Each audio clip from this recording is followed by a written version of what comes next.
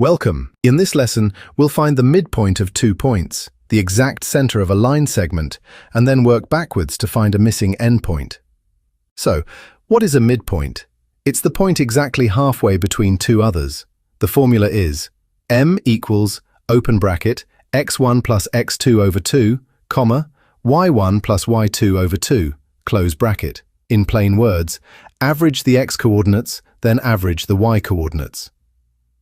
Example 1. Find the midpoint of A, 2 and 4, and B, 6 and 10. For the x, 2 plus 6 is 8, divided by 2 is 4. For the y, 4 plus 10 is 14, divided by 2 is 7. So the midpoint is 4, 7. Example 2, now in reverse. Point A is 1, negative 3. The midpoint is 4, 1. Find point B. 1 plus x over 2 equals 4. So x equals 7. Negative 3 plus y over 2 equals 1, so y equals 5. So B is 7, 5. Example 3. An ATAR style challenge. A segment has endpoints k and 2k, and 4 and negative 2, and its midpoint lies on the line y equals x minus 1. Find k. First, the midpoint in terms of k plus 4 over 2 and k minus 1. Substitute into the line. K minus 1 equals k plus 4 over 2 minus 1. Solving gives k equals 4. Let's picture it. Plot A at 2, 4 and B at 6, 10. The midpoint, 4, 7, sits exactly halfway along the segment. A quick real-world use. A path runs from a gate at 2, 4 to a shed at 6, 10. Put a bench exactly halfway and it goes at 4, 7.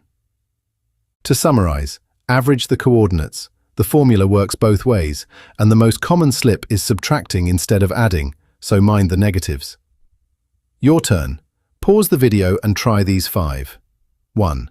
The midpoint of 3, 5 and 9, 11. 2. The midpoint of negative 2, 4 and 6, negative 2. 3. A is 0, 1 and the midpoint is 3, 4. Find B. 4. The midpoint of negative 5, negative 3 and 1, 7. 5.